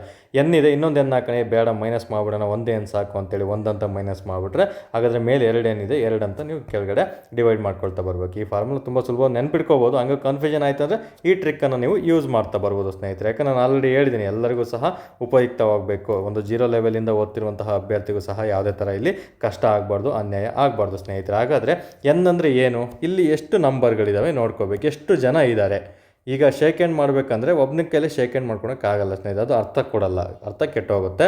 ಬಟ್ ಇಲ್ಲಿ ಎಷ್ಟು ಜನರಿದ್ದಾರೆ? 10 ಜನರು ಒಬ್ಬರಿಗೊಬ್ಬರು ಅಂತ ಇಲ್ಲಿ ಕೊಟ್ಟಿದ್ದಾರೆ ಕಾನ್ಸೆಪ್ಟ್. 10 ಜನರು ಒಬ್ಬರಿಗೊಬ್ಬರು ಕೈ ಕುಲುಕಿದರೆ ಒಟ್ಟು ಕೈ ಕುಲುಕುಗಳ ಸಂಖ್ಯೆ. ಇದೇ ಸಮಸ್ಯೆಯನ್ನು, ಇದೇ ಪ್ರಾಬ್ಲಮನ್ನು ಡಿಫ್ರೆಂಟ್ ಪ್ರಶ್ನೆ ಕೇಳ್ತಾನೆ, ಅಲ್ಲಿ ಕನ್ಫ್ಯೂಷನ್ ಆಗ್ತಾರೆ. ಅದನ್ನು ಮುಂದಿನ ಪ್ರಾಬ್ಲಮಲ್ಲಿ ನಾನು ತಿಳಿಸ್ಕೊಡ್ತಾ ಬರ್ತೀನಿ. ಈಗ ಸದ್ಯಕ್ಕೆ ಇದನ್ನು ನೋಡ್ತಾ ಬರೋಣ. 10 ಜನರು ಅಂತ ಇದೆ. ಹಂಗೆ ನಂಬರ್ ಎಷ್ಟು ಜನ ಇದ್ದಾರೆ? ಟೋಟಲು 10 ಜನರು ಅಂತ ಹೇಳಿದ್ದಾರೆ. ಹಾಗಾದರೆ N10 ಅಂತ ಬಂದಾಗ ಇಲ್ಲೂ ಸಹ ಎನ್ನೇ ಇದೆಯಲ್ಲ, ಅದೇ 10 ನೀವು ಇಲ್ಲಿ ಹಾಕೋಬೇಕಾಗುತ್ತೆ. -1 ಅಂತ ಇದೆ ಕಾನ್ಸೆಪ್ಟನ್ನು ಫಾರ್ಮುಲಾ ಪ್ರಕಾರ, ಡಿವೈಡೆಡ್ ಬೈ ಫಾರ್ಮುಲಾ ಪ್ರಕಾರ 2 ಅಂತ ಇದೆ ಸ್ನೇಹಿತರೆ. ಓಕೆ, ತುಂಬ ಸಿಂಪಲಾಗಿ ನೋಡ್ತಾ ಬರೋಣ. ಈಗ 10 ಹೀಗೆ ಇರುತ್ತೆ ಅಂತ ನಿಮಗೆಲ್ಲರಿಗೂ ಗೊತ್ತಾಯಿತು. 10 ಹಾಗೆ ಇದ್ದಾಗ ನಿಮಗೆ ಆ ಡಿವೈಡೆಡ್ ನೋಡಿ, ಈ ಬಾಕ್ಸ್ ಬಂದಿದೆ ಅಂದರೆ ಬೇಸಿಕ್ಕಾಗಿ ಓದ್ತಾ ಇರೋರಿಗೆ ಇದು ಇಂಟು ಅಂತ ಕನ್ಸಿಡರ್ ಮಾಡ್ಕೋಬೇಕು. ನಿಮಗೆ ಕನ್ಫ್ಯೂಷನ್ ಆಯಿತಾ? ಇಂಟು ಅಂತಲೇ ಬರೆದಿಟ್ಕೊಳ್ಳಿ. ನಾನು ಈ ರೀತಿ ಬರೆದಿಟ್ಕೊಂಡಿರ್ತೀನಿ. 10 - 1 ಎಷ್ಟಾಯಿತು? 9 ಆಯಿತು. 9 ಅಂತ ಬಂದಾಗ ಡಿವೈಡೆಡ್ ಬೈ 2 ಅಂತ ಮಾಡಬೇಕಾಗುತ್ತೆ. ಡಿವೈಡೆಡ್ ಬೈ ಇದ್ದ ತಕ್ಷಣ ಇದನ್ನು ನಾವು ಭಾಗಿಸ್ತಾ ಬರ್ಬೋದು. ನೋಡಿ 9 ಇದೆ ಅಂದರೆ ಇದು 2ರಿಂದ ಡಿವೈಡ್ ಆಗಲ್ಲ, ಬೇಡ. ಹಾಗಾದರೆ ಇದನ್ನು ಭಾಗಿಸ್ತಾ ಬರೋಣ ನಾವು. ಡಿವೈಡ್ ಮಾಡ್ತಾ ಬಂದಾಗ 2 ಮಗ್ಗಿ ಅಂತ ನೋಡಪ್ಪ, ಇಲ್ಲಿ ಕಂಪಲ್ಸರಿ ನೀವು ಮಗ್ಗಿ ತಿಳ್ಕೊಳ್ಲೇಬೇಕು. ಇಲ್ಲಿ ಚಿಕ್ಕ ಮಕ್ಕಳು, ಚಿಕ್ಕ ಮಕ್ಕಳು ತೀರಾ ಮಗ್ಗಿ ಬರಲ್ಲ ಅಂದರೆ ಭಾರಿ ಕಷ್ಟ. ಒಂದು ಪೊಲೀಸ್ ಆಫೀಸರ್ ಆಗೋರಾಗಿರ್ಬೋದು, ಒಂದು ಪೊಲೀಸ್ ಕಾನ್ಸ್ಟೇಬಲ್ ಆಗಿರ್ಬೋದು, ಅಥವಾ FDA ಒಂದು ಯಾವುದೋ ಒಂದು ಇಲಾಖೆಯಲ್ಲಿ ವರ್ಕ್ ಮಾಡೋರಿಗೆ ಕಾಂಪಿಟೇಟಿವ್ ಫೀಲ್ಡಲ್ಲಿ ಇಷ್ಟು ನಾಲೆಡ್ಜ್ ಇಲ್ಲ ಅಂದರೆ ಕಷ್ಟ ಆಗುತ್ತೆ. ಯಾಕಂದರೆ ಎಲ್ಲ ಥರ ಒಂದು ಕೇಸ್ ವರ್ಕಿಂಗು ಸಹ ನೀವು FD SD ಆದರೂ ಸಹ ಮಾಡಬೇಕಾಗುತ್ತೆ. ಪೊಲೀಸ್ ಇಲಾಖೆಯಲ್ಲೂ ಸಹ ಅಂಕಿಅಂಶಗಳ ಬಗ್ಗೆ ನಿಮಗೆ ಮಾಹಿತಿ ತಿಳಿದೇ ಇಲ್ಲ ಅಂದರೆ ನಿಮ್ಮನ್ನು ಹೇಗೆ ಜನಪ್ರತಿನಿಧಿಗಳು ಕನ್ಸಿಡರ್ ಮಾಡ್ತಾರೆ. ಮಗ್ಗಿ ಅಂತೂ ಇಲ್ಲಿ ಕಂಪಲ್ಸರಿ ಬರಲೇಬೇಕು. ಮಗ್ಗಿನೂ ಸಹ ಹೇಳ್ಕೊಡ್ಬೇಕಂದ್ರೆ ತುಂಬ ಕಷ್ಟ ಆಗುತ್ತೆ ಸ್ನೇಹಿತರೆ. ಓಕೆ, ತುಂಬ ಸುಲಭವಾಗಿ ನೋಡ್ತಾ ಬರಬೇಕು. ಈಗ 2ರಿಂದ ಬಂದಾಗ 2 5 10 ಅಂತ ಎಲ್ರಿಗೂ ಕಾನ್ಸೆಪ್ಟನ್ನು ಗೊತ್ತಿರುತ್ತೆ. 2 5 10 ಅಂತ ಗೊತ್ತಾಯಿತು. ಸೊ ಇಲ್ಲಿ 5 ಉಳಿತು, 9 ಉಳಿತು. ತುಂಬ ಕನ್ಫ್ಯೂಷನ್ ಆಗೋರು ಸಪ್ರೇಟ್ ಬರ್ಕೊಳ್ತಾ ಬನ್ನಿ, ಯಾವ ಕನ್ಫ್ಯೂಷನ್ ಆಗಲ್ಲ. 5 ಉಳಿತು ಮತ್ತು 9 ಉಳಿತು. ಹಾಗಾದರೆ 5 9 ಎಷ್ಟಾಗುತ್ತೆ? 5 10 50 ಅಂದರೆ -5 ಮಾಡಿದರೆ ಎಷ್ಟಾಯಿತು? 5 9 45 ಆಯಿತು ಸ್ನೇಹಿತರೆ. ಓಕೆ, ಇದಕ್ಕೆ ಸರಿ ಉತ್ತರ ಬಂದು ನಮಗೆ 45 ಆಗಿರ್ತದೆ. ಓಕೆ, ಈ ರೀತಿ ಕಾನ್ಸೆಪ್ಟನ್ನು ನಿಮಗೆ ಕೇಳ್ತಾ ಬರ್ತಾರೆ. ಗೊತ್ತಾಯ್ತಾ? ತುಂಬ ಸಿಂಪಲ್, ಇಷ್ಟೇ ನಿಮಗೆ ಬೇಕಾಗಿರೋದು. ಓಕೆ, ಈ ಫಾರ್ಮುಲಾ ನೆನ್ಪುಡಿತಂದರೆ ನಿಮಗೆ ಈಸಿಯಾಗಿ ನೆನ್ಪು ಬರುತ್ತೆ ಸ್ನೇಹಿತರೆ. ಮಗ್ಗಿ ಒಂದು ಬಂದರೆ ಸಾಕು, ಅಷ್ಟಲಾಗೋ ಪ್ರಾಬ್ಲಮ್ ನಿಮಗೆ ಬಂದಂಗೆ ಡಿವೈಡ್ ಮಾಡೋದು ಸಹ ಕಲ್ತಿರ್ಬೇಕಾಗುತ್ತೆ. ಇದು ಒಂದು ವೇ ಆಯಿತು. ವಿತೌಟ್ ಫಾರ್ಮುಲಾ ನೀವು ಫಾರ್ಮುಲಾನೇ ಹಾಕೋದು ಬೇಕಾಗಿಲ್ಲ. ಫಾರ್ಮುಲಾ ಹಾಕ್ದೇ ನೀವು ಡೈರೆಕ್ಟು 10 ಅಂತ ಬರ್ಕೊಂಡು -1 ಅಂತ ಬರ್ಕೊಂಡು 10 -10 1 ಅಂತ ಬರ್ಕೊಂಡು ಈ ರೀತಿಯೂ ಸಹ ನೀವು ಡಿವೈಡ್ ಮಾಡಿದರೆ ಮತ್ತೆ ಇದೇ ಒಂದು ಕಾನ್ಸೆಪ್ಟ್ ನಿಮಗೆ ಇಲ್ಲಿ ಸಿಗ್ಬಿಡುತ್ತೆ. ಅವಾಗಲೂ ಸಹ ನಿಮಗೆ 45 ಆನ್ಸರ್ ಬರುತ್ತೆ. ಇದು 2 ರೀತಿ ಆಯಿತು. ಇನ್ನು 3ನೇ ರೀತಿ ಯಾವ ರೀತಿ? ಇದು ತುಂಬಾ ಸುಲಭವಾಗಿರುವಂತಹ ಒಂದು ಅಂಶ ನಾನು ನಿಮಗೆ ತಿಳಿಸ್ಕೊಡ್ತಾ ಬರ್ತೀನಿ. ಈಗ 3rd ಟೈಪ್ ಯಾವ ರೀತಿ ಬರುತ್ತೆ ನಿಮಗೆ, ಇದನ್ನು ಆಲ್ಮೋಸ್ಟು ಈ ಒಂದು ಪ್ರಾಬ್ಲಮ್ಗೆ ಇದನ್ನೇ ನೀವು ಸಾಲ್ವ್ ಮಾಡೋದು ಒಳ್ಳೆಯದು. ಅಂದರೆ ಇಲ್ಲಿ ಸರಿ ಸಂಖ್ಯೆ ಬಂದರೆ ಮಾತ್ರ ಇದು ವರ್ಕೌಟ್ ಆಗ್ತಾ ಬರುತ್ತೆ. ಫಾರ್ ಎಕ್ಸಾಂಪಲ್ 10 20 30 ಅಂತ ಬಂದಾಗ ಈ ಕಾನ್ಸೆಪ್ಟ್ ನಿಮಗೆ ಈಸಿಯಾಗಿ ವರ್ಕೌಟ್ ಆಗ್ತಾ ಬರುತ್ತೆ. ಈ ಒಂದು 3ನೇ ಆಪ್ಷನ್ ಹೇಳ್ತೀನಲ್ಲ ಅದಾಗಿರ್ತದೆ ಸ್ನೇಹಿತರೆ. ಇನ್ ಕೇಸ್ ಕೇವಲ 45 ಈ ರೀತಿ ಬಂದಾಗ ನಿಮಗೆ ಇದನ್ನು ಅರ್ಥ ಮಾಡೋದು ಕಷ್ಟ ಆಗುತ್ತೆ. ಹೆಂಗೆ ಅಂದರೆ ಈಗ ಫಾರ್ ಎಕ್ಸಾಂಪಲ್ 10 ಅಂತ ನಿಮಗೆ ಈಗ 10 ಅಂಕೆಗಳು ಕೊಟ್ಟಿರೋದು, 10 ಜನರು ಕೈ ಕುಲುಕುವ ಸಂಖ್ಯೆ ಅಂತ ಕೊಟ್ಟಿದ್ದೀನಿ. 10 ಜನರು ಅಂತ ಬಂದಾಗ ನೋಡಿ, ವಿಡಿಯೋ ಏನಾದರೂ ಸ್ಪೀಡ್ ಆಯ್ತು ಅಂತ ಹೇಳಿದರೆ ನೀವು 0.75 ಅಥವಾ 0.5x ಇಟ್ಕೊಳ್ತಾ ಬನ್ನಿ, ಅವಾಗ ಸ್ಲೋ ಆಗಿ ಕೇಳಿಸುತ್ತೆ. If in case video slow ಆಯ್ತು ಅಂತ ಬಂದಾಗ ಅದನ್ನು ನೀವು ಹೆಚ್ಚಿಗೆ ಮಾಡ್ಕೊಬರ್ಬೇಕು. 1.5 ಅಥವಾ 1.75 ಅಥವಾ 2x ಅಲ್ಲಿ ಖಂಡಿತ ನೋಡ್ಕೊಳ್ತಾ ಬರಬೇಕು. ಯಾಕಂದರೆ ನೀವು ಕೊಡ್ತಿರುವಂಥ ಸಮಯ, ನಾನು ನಿಮಗೆ ಕೊಡ್ತಿರುವಂಥ ಸಮಯ ಇಬ್ಬರು ಸಹ ಯುಟಿಲೈಸ್ ಮಾಡ್ಕೋಬೇಕಾಗುತ್ತೆ ಸ್ನೇಹಿತರೆ. ಇಬ್ಬರಿಗೂ ಸಹ ಇದು ನಾನು ಹೇಳೋದು ನಿಮಗೂ ಯೂಸ್ ಆಗಬೇಕು. ನಿಮಗೆ ಯೂಸ್ ಆಯ್ತು ಅಂದರೆ ಅದು ನನಗೆ ಯೂಸ್ ಆದ ಹಾಗೆ. ಓಕೆ, ನಂತರ ಈಗ 3ನೇದು ನೋಡ್ತಾ ಬರೋಣ. ಸರಿ ಸಂಖ್ಯೆಗಳಿದ್ದರೆ ಯಾವ ರೀತಿ ಮಾಡ್ತಾ ಬರಬೇಕು ಅಂತ. ಫಾರ್ ಎಕ್ಸಾಂಪಲು ಈಗ 10 ಅಂಕೆ ಅಂತ ಕೊಟ್ಟಿದ್ದಾರೆ, 10 ಜನರ ಕೈ ಕುಲುಕುಗಳ ಸಂಖ್ಯೆ ಅಂತ ಕೊಟ್ಟಿದ್ದಾರೆ. ಅದರಲ್ಲಿ -1 ಮಾಡಬೇಕಾಗುತ್ತೆ. ಜಸ್ಟ್ -1 ಮಾಡಿಬಿಟ್ರೆ 9 ಸಿಕ್ತು ನಮಗೆ. ಫಸ್ಟು -1 ಮಾಡಿ ಆಮೇಲೆ ಇದರಲ್ಲಿ ಅರ್ಧ ಮಾಡ್ಕೋಬೇಕು. 10 ಜನ ಕೊಟ್ಟಿದ್ದಾರೆ ಅಂದರೆ ಅದರಲ್ಲಿ ಅರ್ಧ ಮಾಡ್ಕೊಂಡಾಗ ಈಜಿ ಸಿಕ್ಬಿಡ್ತು. 9 ಎಷ್ಟಾಗುತ್ತೆ? ಅದನ್ನು ಸಹ ಉತ್ತರ 45 ಬಂದುಬಿಡುತ್ತೆ ಸ್ನೇಹಿತರೆ. ಈ ರೀತಿ ನೀವು ಫಾರ್ಮುಲಾ ಹಾಕ್ಕೊಂಡು ಹಿಂಗೆ -1 ಹಾಕ್ಕೊಂಡು ಅದಕ್ಕೆ ಜಸ್ಟ್ ನಮಗೆ 10 ರಿಂದ 15 ಸೆಕೆಂಡ್ ವೇಸ್ಟ್ ಆಗುತ್ತೆ. ಆ 15 ಸೆಕೆಂಡು ಸಹ ನಮಗೆ ಎಕ್ಸಾಮಲ್ಲಿ ನೀವು ಇಫ್ ಇನ್ ಕೇಸ್ ಈ ರೀತಿ ನೀವು ರೌಂಡ್ ಅಪ್ ಮಾಡ್ತಾ ಬರ್ತೀರಿ ABCD ಅಲ್ವಾ, 15 ಸೆಕೆಂಡಲ್ಲಿ ನೀವು ಆಲ್ಮೋಸ್ಟ್ ನೀವು ಆನ್ಸರ್ ಗೊತ್ತಿದ್ದರೆ 10ನ ಟಿಕ್ ಹಾಕೊಳ್ತಾ ಬರೋದು ಸ್ನೇಹಿತರೆ. 10 ಮಾರ್ಕ್ಸಿಗೆ ಸಮ ಆಗಿರುತ್ತೆ ಕೆಲವೊಮ್ಮೆ 15 ಸೆಕೆಂಡು. ಓಕೆ, ಎಕ್ಸಾಮ್ ದೃಷ್ಟಿಯಿಂದ ಟೈಮ್ ಮ್ಯಾನೇಜ್ಮೆಂಟ್ ತುಂಬಾ ಇಂಪಾರ್ಟೆಂಟ್ ಆಗಿರುತ್ತೆ. ಹಾಗಾಗಿ ಒಂದೊಂದು ಸೆಕೆಂಡು ಸಹ important. If in case 402 exam ಥರ ಲೆಂತಿ ಒಂದು ಮೆಂಟಾಲಿಟಿಯನ್ನು ಕೊಟ್ಟರೆ ನೀವೇನು ಮಾಡ್ತೀರಾ, ತುಂಬ ಕಷ್ಟ ಆಗ್ತಾ ಬರುತ್ತೆ ಆ ರೀತಿ ಕೊಟ್ಟಾಗ. ಹಾಗಾಗಿ ಎಲ್ಲರೂ ಸಹ ಒಂದೇ ರೀತಿಯಲ್ಲೇ ಓದ್ತಾ ಬರ್ಬೋದು, ತುಂಬ ಸ್ಪೀಡಾಗಿರ್ಬೇಕು. ಯಾವ ಒಂದು ಪ್ರಾಬ್ಲಮ್ಗಳಿಗೆ ಎಷ್ಟು ಸಮಯ ಕೊಡಬೇಕಂತ ಹೇಳ್ತೀನಿ. ಇದಕ್ಕೆ ಈ ರೀತಿ ಪ್ರಾಬ್ಲಮ್ ಕೊಟ್ಟಿದ್ದಾರೆ ನೀವು ಆಲ್ಮೋಸ್ಟು 10 ಸೆಕೆಂಡಿಂದ 15 ಸೆಕೆಂಡ್ ಅಷ್ಟೇ ನೀವು ಇದಕ್ಕೆ ಟೈಮ್ ಕೊಡ್ತಾ ಬರ್ಬೇಕು. ಸಿಂಪಲ್ ನೋಡಿ, 10 ಕೊಟ್ಟಿದ್ದಾನೆ, ಅದರಲ್ಲಿ ಅರ್ಧ ಆಯಿತು. ಅದರಲ್ಲಿ ಅರ್ಧ ಅಂದರೆ 5, ಅದರಲ್ಲಿ -1 ಅಂದರೆ 9 ಆಯಿತು. ಇಂಟು ಮಾಡಿಬಿಟ್ರೆ ಉತ್ತರ ಸಿಕ್ಬಿಡುತ್ತೆ ಸ್ನೇಹಿತರೆ. ಓಕೆ, ಈ ರೀತಿ ಕಾನ್ಸೆಪ್ಟನ್ನು ನೀವು ಇಲ್ಲಿ ಬಿಡಿಸ್ತಾ ಬರ್ಬೇಕು. ಹಾಗಾದರೆ ಇಲ್ಲಿ ಸರಿ ಉತ್ತರ ಬಂದು 45. ಹಾಗಾದರೆ ಸಿಂಪಲ್ ನೀವೇ ವರ್ಕ್ ಮಾಡಬೇಕು. ಈಗ 10 ಅಂತ ಬಂತು, ಅಲ್ಲಿ ನೀವು 20 ತೊಗೊಳ್ಳಿ. 20 ತೊಗೊಂಡಾಗ ನನ್ನ ಮೆಥಡ್ ಹೋದರೆ ನಿಮಗೆ 20ರಲ್ಲಿ ಎಷ್ಟು? ಒಂದು -1 ಹೋದರೆ 19 ಆಯಿತು. 20ರಲ್ಲಿ ಅರ್ಧ ಎಷ್ಟು? 10 ಆಯಿತು. 19 ಎಷ್ಟಾಗುತ್ತೆ? 190 ಆಗಿರುತ್ತೆ. ಸಿಂಪಲ್, ಮುಗ್ದೇ ಹೋಯ್ತು. 19ರಲ್ಲಿ 190 ಮುಗ್ದೇ ಹೋಯ್ತು. ಅದೇ ರೀತಿ ನೀವು 30ಕ್ಕೂ ಸಹ ತಗೊಳ್ತಾ ಬರ್ಬೋದು. 30ರಲ್ಲಿ 1 ಅಂದರೆ 29 ಹೋಯ್ತು.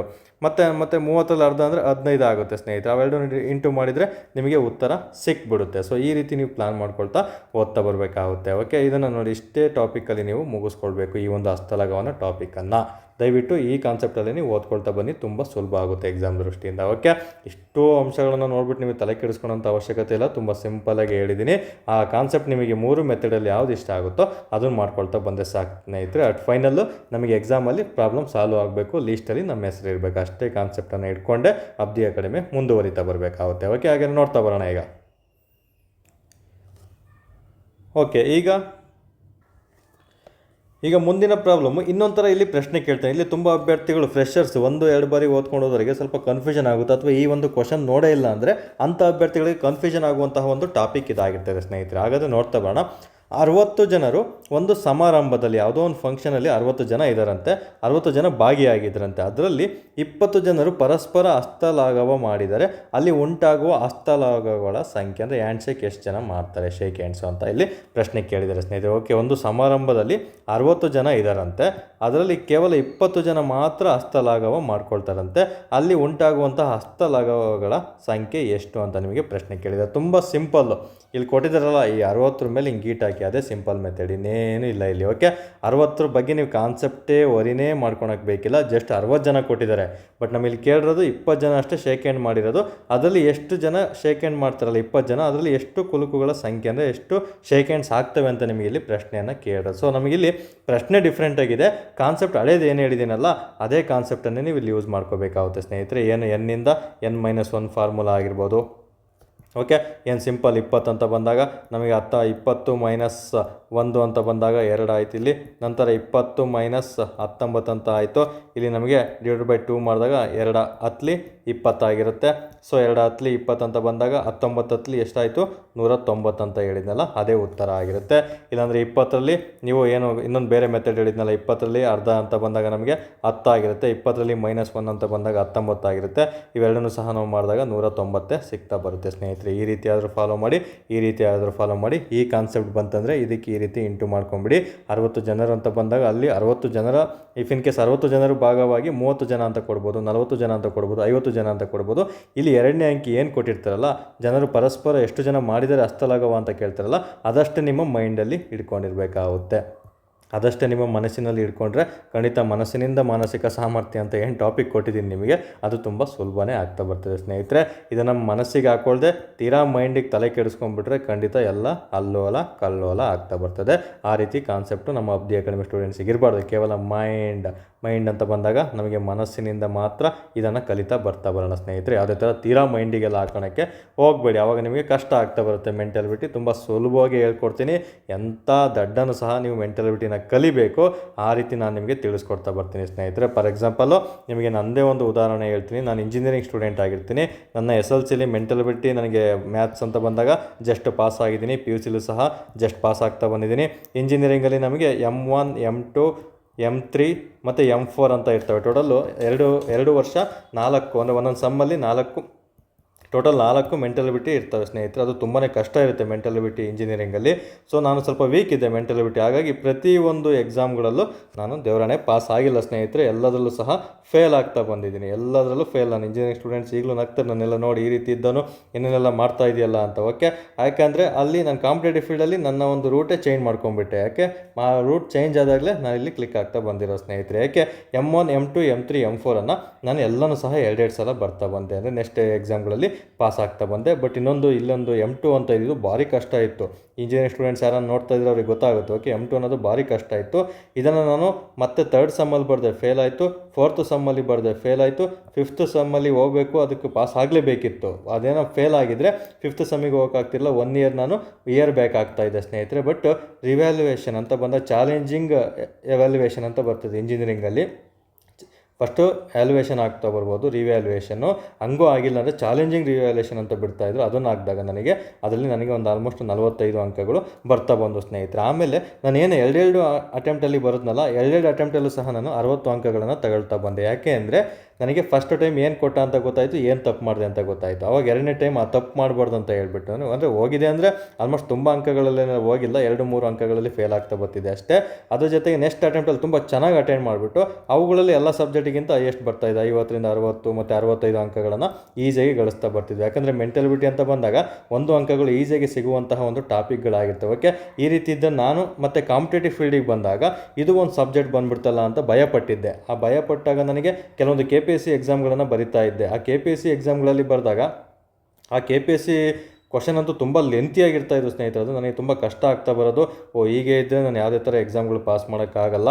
ಹಾಗಿದ್ರೆ KPSC ಎಕ್ಸಾಮ್ಗಳು ಕ್ಲಿಯರ್ ಮಾಡಬೇಕಂತ ಬಂದಾಗ ನಮಗೆ ಕಂಪಲ್ಸರಿ ಮೆಂಟಾಲಿಟಿಯನ್ನು ಓದ್ಕೊಳ್ಳೇಬೇಕಾಗುತ್ತೆ. ಹಾಗಾದರೆ ನೋಡ್ತಾ ಬರೋಣ ಅಂತ ಹೇಳ್ಬಿಟ್ಟು ಒಂದೊಂದು ಟಾಪಿಕ್ಕಲ್ಲಿ ನಾನು 15 10ರಿಂದ 15 ಅಂಶಗಳನ್ನು ತಿಳ್ಕೊಳ್ತಾ ವೆರೈಟಿಯಾಗಿ ತಿಳ್ಕೊಳ್ತಾ ಬಂದೆ.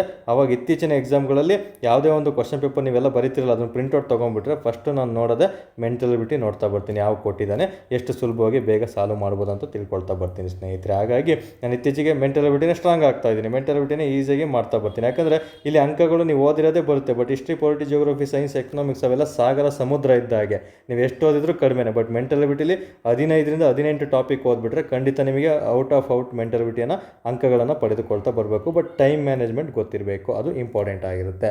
ಓಕೆ, ಇಷ್ಟು ಅಂಶಗಳನ್ನು ಯಾಕಿದನ್ನ ಹೇಳಿದ್ರೆ ಅಂದರೆ ಇಲ್ಲೂ ಸಹ ಅಷ್ಟೇ ಗಮನಿಸಬೇಕು, ಏನು ಮನಸ್ಸು ಜೊತೆ ಸ್ವಲ್ಪ ದೃಢ ಮನಸ್ಸು ಇದ್ಬಿಟ್ರೆ ಖಂಡಿತ ನಿಮಗೆ ಮೆಂಟಲಿಬಿಟಿ ತುಂಬ ಸುಲಭ ಆಗ್ತಾ ಬರ್ತದೆ. ನಾನೇ ಇಲ್ಲಿದ್ದೀನಲ್ಲ, ನಾನೇ ಅಷ್ಟೆಲ್ಲ ಇದ್ದಾನೋ, ಈಗ ಮೆಂಟಲಿಬಿಟಿನೇ ನಾನೇ ಸ್ಟ್ರಾಂಗ್ ಆಗಿದ್ದೀನಿ ಅಂದಾಗ ನೀವು ಸ್ಟ್ರಾಂಗ್ ಆಗೋದ್ರಲ್ಲಿ ತಪ್ಪೇನಿಲ್ಲ ಸ್ನೇಹಿತರೆ. ಇನ್ನೂ ಸಹ ನೋಟಿಫಿಕೇಷನ್ ಆಗಿಲ್ಲ, ಸಮಯ ಇದೆ. ಯಾರೆಲ್ಲ PCಲಿ KSRPಗೆ ಓದ್ತಾ ಇದ್ದೀರಾ, ತುಂಬಾ ಇಂಪಾರ್ಟೆಂಟ್. KSRPಲಿ ಒಂದೊಂದ್ಸಲ 15 ಪ್ಲಸ್ ಮಿನಿಮಮ್ 15 ಮೆಂಟಲಿಬಿಟಿ ಇರುತ್ತೆ, ಮ್ಯಾಕ್ಸಿಮಮ್ 25ರಿಂದ 30 ಮೆಂಟಲಿಬಿಟಿ ಕೇಳುವಂಥ ಚಾನ್ಸಸ್ ಇರುತ್ತೆ. CRDRಲ್ಲೂ ಅಷ್ಟೇ 15ರಿಂದ 20 ಪ್ರಶ್ನೆಗಳನ್ನು ಕೇಳುವಂಥ ಚಾನ್ಸಸ್ ಇರುತ್ತೆ. ಇನ್ನು PSIಗಂತೂ KA ಡಿಪಾರ್ಟ್ಮೆಂಟ್ ನಡೆಸೋದ್ರಿಂದ ಅವ್ರು ಮಿನಿಮಮ್ ಮೆಂಟಲಿಬಿಟಿನೇ 15 ಕೊಡ್ತಾರೆ, ಮಿನಿಮಮ್. ಮ್ಯಾಕ್ಸಿಮಮ್ ಎಷ್ಟು ಬೇಕಾದ್ರೂ ಕೊಡ್ತಾ ಬರ್ಬೋದು ಸ್ನೇಹಿತರೆ. ಇತ್ತೀಚೆಗೆ ಮೆಂಟಲಿಬಿಟಿನೂ ಸಹ ಒಂದು ದೊಡ್ಡ ಸಬ್ಜೆಕ್ಟ್ ಆಗಿ ಹೊರಹೊಮ್ಮಿದೆ. ಹಾಗಾಗಿ ಕಾನ್ಸೆಪ್ಟ್ ಮಾನಸಿಕ ಸಾಮರ್ಥ್ಯ ನೀವು ಕಂಪಲ್ಸರಿ ತಿಳ್ಕೊಬೇಕಾಗುತ್ತೆ. ಅದನ್ನು ಅಬ್ದಿ ಅಕಾಡೆಮಿಯ ಮನಸ್ಸಿನ ಮಾರ್ಗದರ್ಶನದಿಂದನೇ ನೀವು ತಿಳ್ಕೊಬೇಕಾಗುತ್ತೆ. ಹಾಗಾದರೆ ಇಲ್ಲಿ ಸರಿ ಉತ್ತರ ಯಾವುದು? 190 ಅಂತ ಹೇಳಿದ್ನಲ್ಲ ಸ್ನೇಹಿತರೆ, 190 ಆಗಿರ್ತದೆ, ನೆನಪಲ್ಲಿ ಇಟ್ಕೋಬೇಕಾಗುತ್ತೆ. ಓಕೆ, ಹಾಗಾದ್ರೆ ನಿಮಗೆ ಒಂದು ಟಾಸ್ಕ್ ಕೊಡ್ತಾ ಇದ್ದೀನಿ. 60 ಜನ ಅಂತ ಇದೆಯಲ್ಲ, ಈ 60 ಜನರಲ್ಲಿ 40 ಜನ ಪರಸ್ಪರ ಹಸ್ತಲಾಘವ ಮಾಡಿಕೊಂಡ್ರೆ ಹಸ್ತಲಾಘವಗಳು ಎಷ್ಟು ಸಂಖ್ಯೆ ಉಂಟಾಗುತ್ತೆ ಅನ್ನೋದನ್ನ ನೀವೇ ಹೋಮ್ವರ್ಕ್ ಮಾಡ್ಕೊಳ್ತಾ ಬರಬೇಕಾಗುತ್ತೆ. ಅದಕ್ಕೆ ಸರಿ ಉತ್ತರನೂ ಸಹ ನೀವು ಕಮೆಂಟ್ ಮಾಡ್ತಾ ಬರ್ಬೋದು, ಮತ್ತು ನಾವು ತಿಳಿಸ್ತಾ ಬರ್ತೀನಿ ಸ್ನೇಹಿತರೆ. ಹಾಗಾದರೆ ಮುಂದಿನ ಒಂದು ಪ್ರಾಬ್ಲಮನ್ನು ನಾವು ನೋಡ್ತಾ ಬರೋಣ. ಇದು ಸಹ ಡಿಫ್ರೆಂಟ್ ಆಗಿರುವಂಥ, ಅದೇ ಟಾಪಿಕಲ್ಲೇ ಡಿಫ್ರೆಂಟ್ ಆಗಿರುವಂತಹ ಒಂದು ಕಾನ್ಸೆಪ್ಟ್ ಆಗಿರುತ್ತೆ, ನೋಡ್ತಾ ಬರೋಣ. ಇದು ತುಂಬ ಸಿಂಪಲ್ ಆಗಿರುತ್ತೆ, ಬಟ್ ಸ್ವಲ್ಪ ಜನಕ್ಕೆ ಗೊಂದಲ ಆಗುವಂಥದ್ದಾಗಿರ್ತದೆ.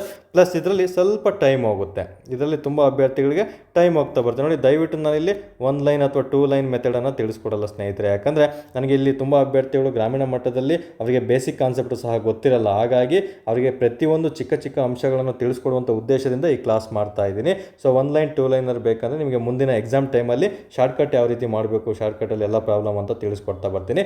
ಈಗ ಸದ್ಯಕ್ಕೆ ಕಾನ್ಸೆಪ್ಟನ್ನು ತಿಳಿಸ್ಕೊಡಿ, ಯಾಕಂದರೆ ಅಬ್ದಿ ಅಕಾಡೆಮಿ ಇರೋದೇ ಒಂದು ಕಾನ್ಸೆಪ್ಟನ್ನು ಪರ್ಫೆಕ್ಟ್ ಮಾಡಿಸೋದಕ್ಕೋಸ್ಕರ ನಾವಿಲ್ಲಿ ಕಾನ್ಸೆಪ್ಟನ್ನು ತಿಳಿಸ್ಕೊಡ್ತಾ ಬರ್ತೀವಿ ಸ್ನೇಹಿತರೆ. ಓಕೆ, ಈ 3ನೇ ಪ್ರಾಬ್ಲಮ್ ನೋಡ್ತಾ ಬರೋಣ ಈಗ. ಓಕೆ, 3ನೇ ಪ್ರಶ್ನೆ ನೋಡ್ತಾ ಬರೋಣ. ಒಂದು ಕಾರ್ಯಕ್ರಮದಲ್ಲಿ ಕೆಲವು ಜನರು ಭಾಗವಹಿಸಿದ್ದು ಅಲ್ಲಿ ಒಟ್ಟು 105 ಹಸ್ತವಗಳಾದರೆ ಕಾರ್ಯಕ್ರಮದಲ್ಲಿ ಭಾಗವಹಿಸಿದ ಜನರ ಸಂಖ್ಯೆ ಎಷ್ಟು ಅಂತ ನಿಮಗೆ ಇಲ್ಲಿ ಪ್ರಶ್ನೆಗಳನ್ನು ಕೇಳಲಾಗಿದೆ ಸ್ನೇಹಿತರೆ. ಓಕೆ, ಈ ರೀತಿ ಪ್ರಶ್ನೆ ಕೊಟ್ಟಾಗ ನಮಗೆ ಯಾವ ರೀತಿ ಸಾಲ್ವ್ ಮಾಡಬೇಕು ಸರ್, ಕನ್ಫ್ಯೂಷನ್ ಆಯ್ತಲ್ಲ. ಇವಾಗ 2 ಬೇರೆ ಪ್ರಾಬ್ಲಮ್ ತುಂಬಾ ಈಸಿ ಇದ್ದು ಇದೇನು ಡಿಫ್ರೆಂಟ್ ಆಗಿದೆಯಲ್ಲ ಅಂತ ಫ್ರೆಷರ್ಗಳಿಗೆ ಗೊಂದಲ ಆಗ್ತಾ ಬರ್ಬೋದು. ಬೇಡ, ಗೊಂದಲ ಅವಶ್ಯಕತೆ ಇಲ್ಲ, ಅದನ್ನು ನಿಮಗೆ ಈಸಿಯಾಗಿ ಕಾನ್ಸೆಪ್ಟನ್ನು ಅರ್ಥ ಮಾಡಿಸ್ತಾ ಬರ್ತೀನಿ ಈಗ. ಸೊ ಇಲ್ಲಿ ಯಾವುದೇ ಥರ ಹಸ್ತಲಾಘವಗಳು ಎಷ್ಟು ಜನ ಅಂತ ಕೊಟ್ಟಿಲ್ಲ ಇಲ್ಲಿ, ಬಟ್ ಎಷ್ಟು ಹಸ್ತಲಾಘವ ಆಗಿದೆ ಅಂತ ಕೇಳಿದ್ದೇನೆ. ಓಕೆ, ನಮಗೆ ಹಸ್ತಲಾಘವ ಆಗಿದೆ ಅಂತ ಕೇಳಿದರೆ 105 ಜನ ಅಥವಾ 105 ಹಸ್ತಲಾಘವಗಳನ್ನು, ಶೇಕ್ ಹ್ಯಾಂಡ್ಸು 105 ಆಗಿದೆ. ಬಟ್ ಅಲ್ಲಿ ಎಷ್ಟು ಜನ ಭಾಗವಹಿಸಿದ್ರೆ 105 ಆಗುತ್ತೆ ಅಂತ ನಿಮಗೆ ಕೇಳ್ತಾ ಬಂದಿದ್ದಾನೆ ಸ್ನೇಹಿತರೆ. ಅದನ್ನು ತುಂಬ ಸುಲಭವಾಗಿ ಬಿಡಿಸ್ಬೋದು. ಈ ರೀತಿ ಪ್ರಾಬ್ಲಮ್ಗಳನ್ನು, ಇದು 3ನೇ ವೆರೈಟಿ ಪ್ರಾಬ್ಲಮ್ ಆಗಿರುತ್ತೆ. ಈ ರೀತಿ ಪ್ರಾಬ್ಲಮ್ಗಳನ್ನು ನೀವು ಆಪ್ಷನ್ ಮೂಲಕ ಬಿಡಿಸ್ತಾ ಬರಬೇಕು. ಅದನ್ನು ಕಾನ್ಸೆಪ್ಟ್ ಇಟ್ಕೊಳ್ಳಿ. ಈ ರೀತಿ ಪ್ರಾಬ್ಲಮ್ ಬಂತಂದರೆ ನಾನು ಆಪ್ಷನನ್ನು ನೋಡಿ ಇಲ್ಲಿ ಉತ್ತರ ಮಾಡ್ತಾ ಬರಬೇಕು. ಹಾಗಾಗಿ ಇಲ್ಲಿ ಸ್ವಲ್ಪ ಟೈಮ್ ಹೋಗ್ತಾ ಬರ್ತದೆ ಸ್ನೇಹಿತರೆ. ಇಲ್ಲಿ ಸ್ವಲ್ಪ ನಿಮ್ಮ ತಲೆಯನ್ನು ಯೂಸ್ ಮಾಡಿಬಿಟ್ರೆ ತುಂಬ ಸುಲಭವಾಗಿ ಮೊದಲನೇ ಆಪ್ಷನನ್ನು ಹುಡ್ಕೊಳ್ತಾ ಬರ್ಬೋದು, ಅಥವಾ ಮೊದಲ 2 ಆಪ್ಷನ್ಗಳಲ್ಲೇ ನಿಮ್ಗೆ ಉತ್ತರ ಸಿಗ್ತಾ ಬರುತ್ತೆ. ಓಕೆ, ನೋಡ್ತಾ ಬರೋಣ. ಮೊದಲನೇದಾಗಿ ಈಗ ಮೊದಲೇ ಆಪ್ಷನ್ ನೋಡ್ತಾ ಬರೋಣ. 13 ಅಂತ ಇದೆ. ಈಗ 13 ಅಂತ ಬಂದಾಗ ಹಾಗಾದ್ರೆ 13 ಜನ ಅಂತ ನೆನ್ಪಿಟ್ಕೋಬೇಕು. ಈಗ 13 ಅಂತ ಬಂದಾಗ ಇದನ್ನು ಜನಗಳು ಅಂತ ಕನ್ಸಿಡರ್ ಮಾಡ್ಕೋಬೇಕಿಲ್ಲ ನೀವು. ಇಲ್ಲಿ ಜನಗಳು ಕೊಟ್ಟಿಲ್ಲ ಅಂದರೆ ಇದು ಜನಗಳಾಗಿರ್ತವೆ, ಇಲ್ಲಿ ಜನಗಳು ಕೊಟ್ಟಿದ್ರೆ ಇಲ್ಲಿ ಹಸ್ತಲಾಘವಗಳ ಸಂಖ್ಯೆ ಆಗಿರುತ್ತೆ. ಅದನ್ನು ಮೈಂಡಲ್ಲಿ ಇಟ್ಕೋಬೇಕಾಗುತ್ತೆ ನೀವು. ಓಕೆ, ನಂತರ ನೋಡ್ತಾ ಬರೋಣ. 105 ಅಂತ ಬಂದಾಗ ನಮಗೆ ಇಲ್ಲಿ 13ನೇದು ಅಂತ ಬಂದು 13 ಜನರು ಅಂತ ಬಂದಾಗ ಮತ್ತೆ as it is same concept. 13 ಜನ ಅಂತ ಬಂದಾಗ n-n-1 ಅಂತ ಏನು ಓದಿದ್ರಲ್ಲ, ಇದು ಫಾರ್ಮುಲಾ ನಿಮಗೆ ಈಗಿನ ಹೇಳಿದ್ನಲ್ಲ ಸ್ನೇಹಿತರೆ, ಅದಾಗಿರ್ತದೆ. ಹಾಗಾದರೆ ಇಲ್ಲಿ 13 ಅಂತ ಬಂದಾಗ ಮತ್ತೆ 13 - 1 ಅಂತ ಬರುತ್ತೆ, ಮತ್ತು 2 ಹಾಕೋಬೇಕಿಲ್ಲಿ. ಹಾಗಾದರೆ ನೆಕ್ಸ್ಟ್ ಕಾನ್ಸೆಪ್ಟ್ 13ರಲ್ಲಿ 1 ಹೋದರೆ ಎಷ್ಟು, 12 ಆಗಿರ್ತದೆ ಸ್ನೇಹಿತರೆ. ನಂತರ ಇಲ್ಲಿ 2 ಆಗಿರ್ತದೆ. 2 ಅಂತ ಬಂದಾಗ ಇಲ್ಲಿ ನಿಮಗೆ ಮತ್ತೆ ಕಾನ್ಸೆಪ್ಟನ್ನು ತಿಳ್ಕೊಬೇಕು. 2 6ಲಿ 12 ಆಗಿರುತ್ತೆ, ಮತ್ತು 13 × 6 ನೀವು ಇಲ್ಲಿ ಡಿವೈಡ್ ಮಾಡ್ತಾ ಬರಬೇಕಾಗುತ್ತೆ. ನಮಗೆ 13 6 ಎಷ್ಟಾಗುತ್ತೆ, 13 6 ಬಗ್ಗೆ ನೀವು ಮಾಡಬೇಕಾಗುತ್ತೆ. ತುಂಬ ಸಿಂಪಲ್ಲಾಗಿದೆ, ನಿಮಗೂ ಸಹ ಹೇಳ್ತಾ ಬರ್ತೀನಿ. ಓಕೆ, ಯಾರಾದರೂ ಫ್ರೆಷರ್ಸ್ ಇದ್ದರೆ ಅವ್ರಿಗೂ ಸಹ ಅರ್ಥ ಇಲ್ಲ. 6 3 18 ಆಗಿರ್ತದೆ ಸ್ನೇಹಿತರೆ, ಮತ್ತು ಒಂದೇ ಒಂದು ಸಂಖ್ಯೆ ಉಳ್ಕೊಳುತ್ತೆ. ಒಂದೇ ಒಂದು ಉಳ್ಕೊಂಡಾಗ 6 1 6 + 1 7 ಆಗಿರುತ್ತೆ, 78 ಆಗಿರುತ್ತೆ. ಹಾಗಾದರೆ ಇಲ್ಲಿ 78 ಅಂತ ಬಂದಾಗ ಇಲ್ಲಿ ಕೊಟ್ಟಿರೋದು ಎಷ್ಟು 105 ಹಸ್ತಲಾಘವಗಳಂತ. ಹಾಗಾದರೆ 78 ಅಷ್ಟೇ ಇಲ್ಲಿ ಹಸ್ತಲಾಘವ ಆಗುತ್ತೆ 13ರಿಂದ. ಹಾಗಾದರೆ ಇದು ಕಾನ್ಸೆಪ್ಟು ತಪ್ಪಾಗಿರ್ತದೆ ಸ್ನೇಹಿತರೆ. ಹಾಗಾದರೆ ಇದು ಬರೋದಿಲ್ಲ. ಹಾಗಾದರೆ ಎರಡನೇ ಅಂಕಿ ಯಾವ್ದು ಕೊಟ್ಟಿದ್ದಾನೆ? ಎರಡನೇ ಆಪ್ಷನು 14 ಕೊಟ್ಟಿದ್ದಾನೆ. 14ಅನ್ನು ನಾವು ಇಲ್ಲಿ ನೋಡ್ತಾ ಬರೋಣ. 14 ಅಂತ ಬಂದಾಗ ಮತ್ತು ಸೇಮ್ ಕಾನ್ಸೆಪ್ಟು 14ಅಲ್ಲಿ ಮತ್ತೆ n-1 ಸೇಮ್ ಫಾರ್ಮುಲಾ ಹಾಕ್ಕೊಂಡು 14 14 -1 /2 ಹಾಕೋಬೇಕಾಗುತ್ತೆ. 14 ಹಾಕ್ಕೊಂಡು ಮತ್ತೆ 13 ಆಯ್ತು ಇಲ್ಲಿ, ಮತ್ತು 2 ಹಾಕೋಬೇಕಾಗುತ್ತೆ. 2 7 ಎಷ್ಟಾಯಿತು? 14 ಆಯಿತು ಸ್ನೇಹಿತರೆ. 2 7 14 ಆಯ್ತು ಅಂತ ಬಂದಾಗ 13 7 ಎಷ್ಟಾಗ್ತೈತೆ ಅದನ್ನು ನೀವು ತಿಳ್ಕೊಬೇಕಾಗುತ್ತೆ. 13 7 ಎಷ್ಟಾಯಿತು ಲೆಕ್ಕ ಹಾಕೊಳ್ಳಿ. ನಿಮಗೆ 13 7 ಅಂತ ಬಂದಾಗ ತುಂಬ ಸಿಂಪಲ್ ಆಗಿರ್ತದೆ. ಇಲ್ಲಿ ನಮಗೆ 91 ಉತ್ತರ ಆಗಿರ್ತದೆ ಸ್ನೇಹಿತರೆ. ಹಾಗಾದರೆ 91 ಇದೆಯಾ ಆಪ್ಷನಲ್ಲಿ? ನಮಗೆ 105 ಅಲ್ಲ ಬೇಕಿರೋದು, ಕಾನ್ಸೆಪ್ಟ್ ಬೇಕಿರೋದು ಎಷ್ಟು? ನಮ್ಮ ಟಾರ್ಗೆಟು 105 ಪಡ್ಕೊಳೋದು ಇಲ್ಲಿ ಟಾರ್ಗೆಟ್ ಆಗಿರುತ್ತೆ. 13 7 91 ಆಗಿರ್ತದೆ ಸ್ನೇಹಿತರೆ. ಹಾಗಾದರೆ ಇದು ಸಹ ರಾಂಗ್ ಉತ್ತರ ಆಗಿರ್ತದೆ. ಹಾಗಾದರೆ ನೆಕ್ಸ್ಟ್ ಉತ್ತರ ಯಾವುದು ನಾವು ನೋಡ್ತಾ ಬರೋಣ. ಮುಂದಿನ ಆಪ್ಷನ್ ಯಾವುದಿದೆ? 15 ಅನ್ನೋ ಕಾನ್ಸೆಪ್ಟನ್ನು ನಾವಿಲ್ಲಿ ನೋಡ್ತಾ ಬರೋಣ. 15ನೇ ಕಾನ್ಸೆಪ್ಟನ್ನು ನೋಡ್ತಾ ಬಂದಾಗ 15 ಮತ್ತು 15 -1 ಅಂತ ತಿಳ್ಕೊಬೇಕು ಇಲ್ಲಿ. ಹಾಗಾದರೆ /2 ಹಾಕೋಬೇಕಾಗುತ್ತೆ. 15 ಆದಮೇಲೆ 15ಅಲ್ಲಿ 1 ಹೋದರೆ ಎಷ್ಟು? 14 ಆಗ್ತದೆ ಸ್ನೇಹಿತರೆ. 14 /2 ಅಂತ ಬರ್ತದೆ. ಇಲ್ಲ 2 7 ನೋಡಿ, 15ನ 2ರಿಂದ ಡಿವೈಡ್ ಮಾಡೋಕ್ಕೆ ಬರಲ್ಲ. ಹಾಗಾದರೆ ಯಾವ ಡಿವೈಡ್ ಮಾಡೋಕ್ಕೆ ಬರುತ್ತೋ ಅವೆರಡರಲ್ಲಿ ಅದನ್ನಷ್ಟೇ ನೀವು ತೊಗೋಬೇಕಾಗುತ್ತೆ. 2 1 2 7 ಆಗ್ತದೆ. ಹಾಗಾದರೆ 15 5 90, 90ಕ್ಕೆ ಮತ್ತೆ 15 ಸೇರಿಸಿದರೆ 15 5 75, 75ಕ್ಕೆ ಮತ್ತೆ 15 ಸೇರಿಸಿದರೆ 90 ಆಗುತ್ತೆ. ಮತ್ತೆ 90ಕ್ಕೆ 15 ಸೇರಿಸಿದರೆ 105 ಆಗುತ್ತೆ. ಹಾಗಾದರೆ 2 ಬಾರಿ ಸೇರಿಸಿದ್ದೀವಿ. 15 5ಕ್ಕೆ 75 ಅಂದರೆ 15 7 ಎಷ್ಟಾಯ್ತದೆ? ನಮಗೆ 105 ಉತ್ತರ ಸಿಕ್ಬಿಡುತ್ತೆ ಸ್ನೇಹಿತರೆ. 15 7 105 ಅನ್ನೋ ಕಾನ್ಸೆಪ್ಟನ್ನು ನೀವು ತಿಳ್ಕೊಬೇಕು. ನಿಮಗೆ ಮಗ್ಗಿ ಬಂದಿಲ್ಲ ಅಂದರೆ ಎಕ್ಸಾಮಲ್ಲಿ ಕನ್ಫ್ಯೂಷನ್ ಆಯ್ತಾನೆ ಪ್ಲಸ್ ಮಾಡ್ಕೊಳ್ತಾ ಹೋಗಿ. ಈಗ ಎಲ್ಲರಿಗೂ ಗೊತ್ತು 5 5 ಅಂತ ಗೊತ್ತಿರುತ್ತೆ. 6 5 30 ಮತ್ತು 7 5 35, 5ರದ್ದು ಎಲ್ಲರಿಗೂ ಗೊತ್ತಿರುತ್ತೆ. ಅದೇ ರೀತಿ 15 5 ಎಷ್ಟು? 75 ಅಂತ ಗೊತ್ತಿರುತ್ತೆ. ಅದಕ್ಕೆ 2 ಬಾರಿ 15ಅನ್ನು ಆಡ್ ಮಾಡಿಬಿಟ್ರೆ ನಿಮಗೆ 30 ಸಿಕ್ಬಿಡುತ್ತೆ. ಟೋಟಲ್ 105 ಆಗಿಬಿಡುತ್ತೆ ಸ್ನೇಹಿತರೆ. ಈ ರೀತಿಯೂ ಸಹ ನೀವು ಮಗ್ಗಿಯನ್ನು ಹೇಳಿಸ್ಕೊಳ್ತಾ ಬರ್ಬೋದು. ಇದು ತುಂಬ ಬೇಸಿಕ್ಕಾಗಿ ಹೇಳ್ತಾ ಇದ್ದೀವಿ. ಯೂಶಲಿ ಎಲ್ರಿಗೂ ಒಂದು 90% ಮಗ್ಗಿ ಬಂದೇ ಬರುತ್ತೆ. ಬಂದಿಲ್ಲ ಅಂದರೆ ಈ ಕಾನ್ಸೆಪ್ಟನ್ನು ನೀವು ತೊಗೊಳ್ತಾ ಹೋಗಬೇಕಾಗುತ್ತೆ. ಈಗ 6 ಮಗ್ಗಿ 6 4 ನಿಮಗೆ ಸಡನ್ನಾಗಿ ಬರುತ್ತೆ, ಈಸಿಯಾಗಿರುತ್ತೆ. ಬಟ್ 2 ಅಂಕಿಗಳ ಮಗ್ಗಿ ತುಂಬ ಜನಕ್ಕೆ ಕಷ್ಟ ಆಗುತ್ತೆ. 16 ಅಂತ ಬಂದಾಗ 16 5 ಎಷ್ಟಂತ ಗೊತ್ತಾಗ್ಬಿಡುತ್ತೆ. ಬಟ್ 16 6 ಗೊತ್ತಾಗಲ್ಲ. ಹಾಗಾಗಿ ನಮಗೆ 16 5 ಅಂತ ಬಂದಾಗ ನಿಮಗೆ ಎಲ್ರಿಗೂ ಗೊತ್ತಾಗುತ್ತೆ 80 ಅಂತ.